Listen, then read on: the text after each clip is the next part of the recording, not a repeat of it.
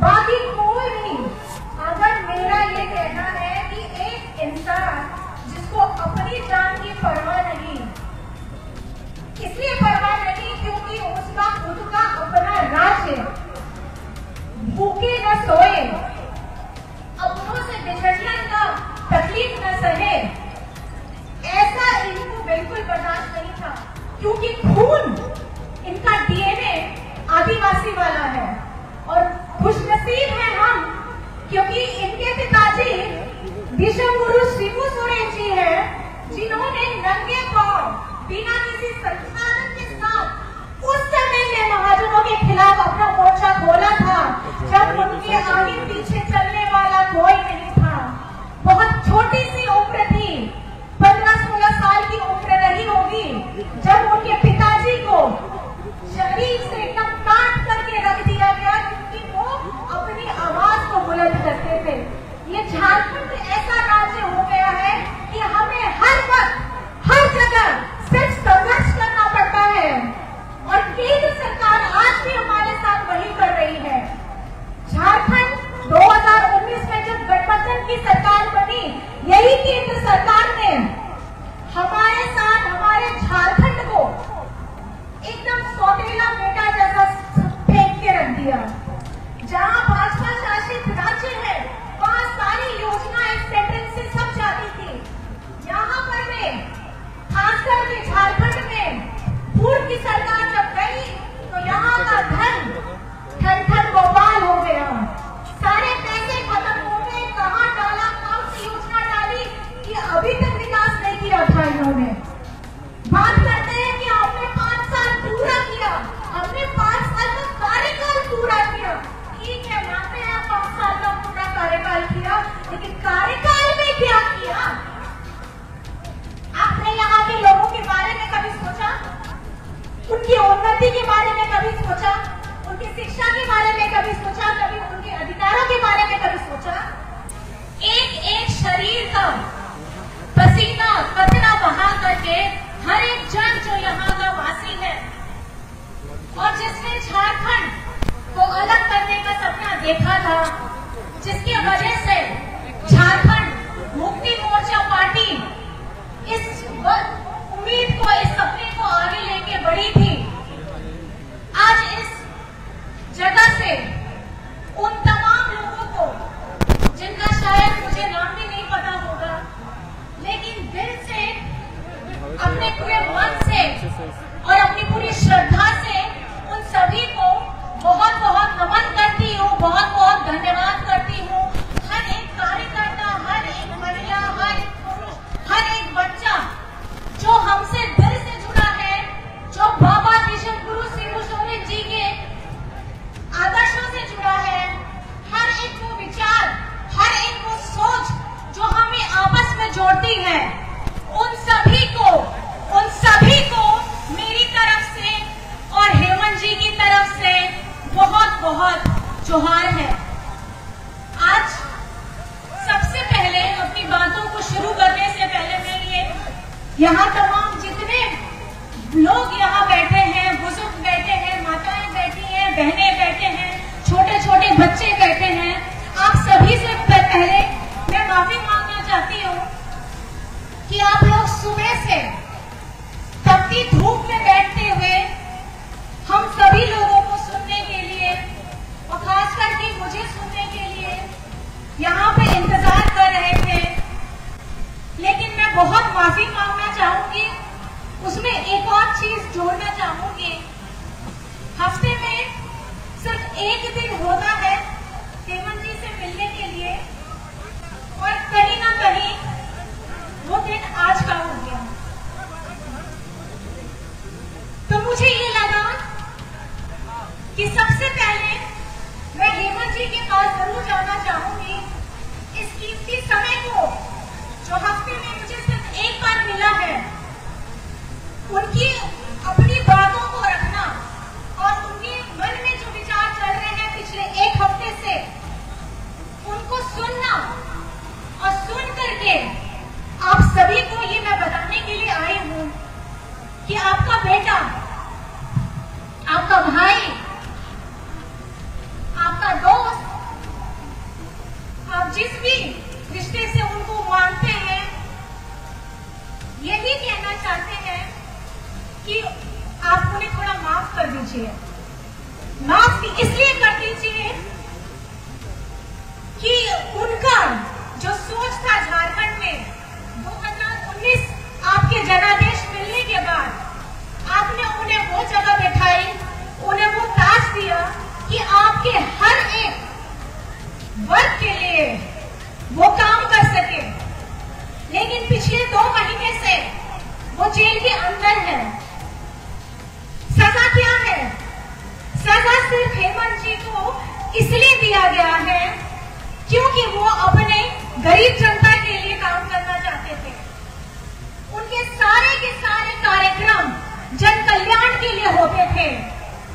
आपका कोई भी वर्ग हो, स्टूडेंट हो, महिला वर्ग हो, बुजुर्ग हो, आप अगर देखेंगे यहाँ पे पूरी लड़ी लग जाएगी सारी योजनाओं की जो पूरे झारखंड में सब जगह में फैलाई गई है। और ये सिर्फ पिछले 4 सालों में पूर्ण बहुमत आने के बाद, हमारे गठबंधन के आने के बाद और आप लोगों के आशीर्वाद के बाद ये हुआ था। लेकिन हमारे जो तानाशाह लोग बैठे हैं, केंद्र में बैठे हैं, उनको कतई पसंद नहीं आता है कि कोई भी आदिवासी, दलित, अल्पसंख्यक, वंचित समाज से अगर उभरता हुआ कोई आदमी आ रहा है और अपने झारखंड के विकास के लिए काम करना चाहता है तो इन लोगों से बर्दाश्त नहीं होता है। झारखंड में पहले भी सरकारें नहीं है, लेकिन सबसे ज्यादा सरकार जो समय लिया है वो भाजपा ने लिया था। इनको यही डर था कि पिछले 20 सालों से इनसे कोई काम नहीं हुआ। आज एक आदिवासी मुख्यमंत्री आके बैठ गया है, अरे ये तो बोका है, इससे कुछ ना होगा। आदिवासी का बच्चा है, क्या समझ में आता है? कुछ समझ में नहीं आता। लेकिन आज पूरे गर्व के साथ मैं कहती हूँ कि आपका अपना भाई जिस तरह से झारखंड को पहला राज्य है, जब कोरोना हुआ था तो इसी मुख्यमंत्री ने, इसी आपके बेटा ने हमारे अपने मजदूरों को दूसरे राज्यों से ट्रेन से, बस से, हवाई जहाज से उस वक्त लेकर के आया जब हमारी केंद्र सरकार ने जितने मंत्री बैठे थे, जितने किसी ने भी आगे बढ़कर के काम नहीं किया। ये वो बेटा है जिसने सिर्फ हमारे यहाँ के देश, हमारे झारखंड के लोगों के लिए, जिसके बारे में सोचने वाले लोग सिर्फ एसी के कमरों में बैठते हैं। कोरोना के समय सबने खिड़की लगाने बंद कर दिए, फेसबुक, ट्विटर और हो गया, इंटरनेट की मात्रा तेज हो गई, फ्री का डेटा बढ़ने लगा। किस लिए? कोरोना ना हो जाए। भीषण बीमारी है, दूरी बना के रखिए। लेकिन आपका अपना बेटा अपनी जान जोखिम में डालकर अपने घर में हम लोगों को अलग कर गए, बाहर के कमरे में रहता था। किस लिए रहता था? सिर्फ अपने लोगों के लिए जो बाहर से आ नहीं पा रहे हैं उनकी मदद के लिए।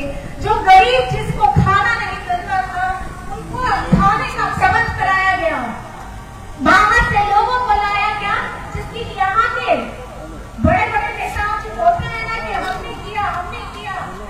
शुरुआत सोच किसकी थी? आपके अपने बेटा की थी, आपके अपने हेमंत सोरेन जी की थी। और झारखंड वो राज्य है जहां से आप लोगों को पता होगा कि ऑक्सीजन की सप्लाई भी करने वाला कोरोना के समय में सबसे पहला झारखंड ही था जो अपने राज्य को भी मरीजों में जो हमारे स्वास्थ्य लोगों को संबंधित कठिनाइयां हो रही थी, ऑक्सीजन टैंक की कठिनाइयां हो रही थी, अपने राज्यों को भी उपलब्ध कराया, दूसरे राज्यों में भी भेजा। ये वो हेमंत सोरेन है, ये वो बेटा है जिसने यहाँ के हर एक वर्ग के लिए उस समय काम किया जब सरकार बनते ही 2 साल तक यहाँ आपको पूछने वाला कोई नहीं था। सब अपने घर में अपने परिवारों के साथ सुरक्षित रहते थे, अपने घर में अपने परिवार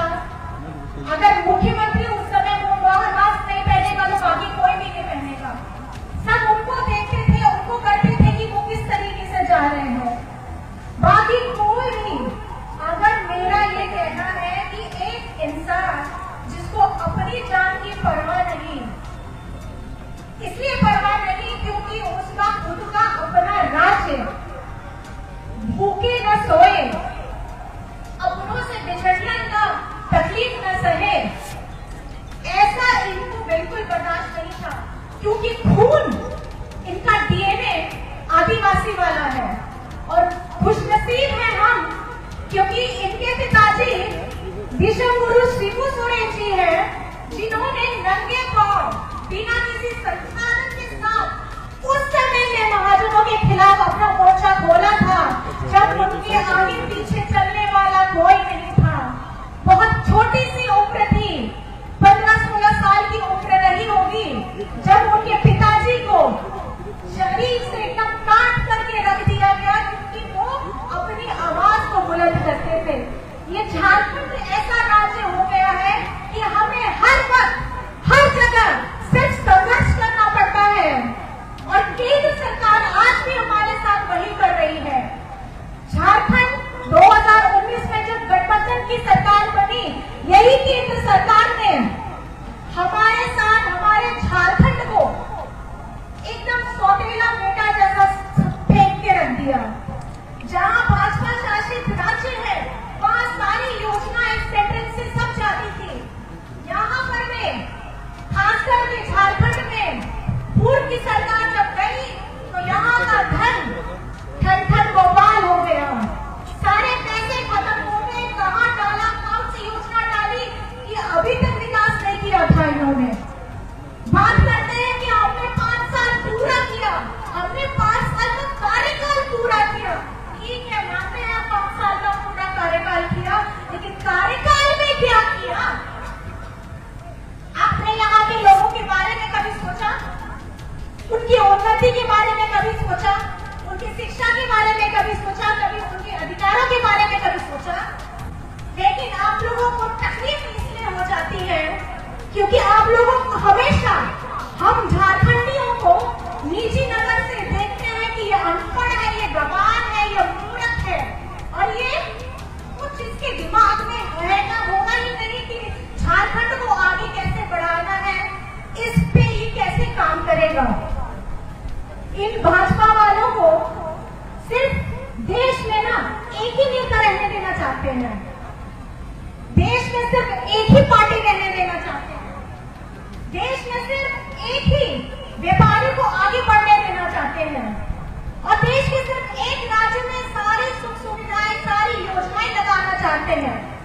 एक राज्य की भाषा संस्कृति को ज्यादा उन्नति देना चाहते हैं, लेकिन यही एक रट लगाने वाले लोगों को हमारे इस देश में एक समान न्यूनतम मजदूरी लगाने में दिक्कत है, एक समान शिक्षा उपलब्ध कराने में इनको दिक्कत है, एक समान नजर से इस देश के सारे राज्यों को देखने में दिक्कत है और साथ ही साथ हमारे जितने अधिकार हैं, जितने हक हैं, उनको एक समान से देने में भी इनको बात ही लोग बहुत बड़ी बड़ी करते हैं, लेकिन होता है सिर्फ ठन गोपाल। मेरा सिर्फ प्रश्न आपसे इतना रहेगा, आने वाला समय चुनाव है, आप इस चुनाव में अपने वोटों का सही इस्तेमाल करिए क्योंकि ये 5 साल में एक बार आता है। ये जो तानाशाह ताकत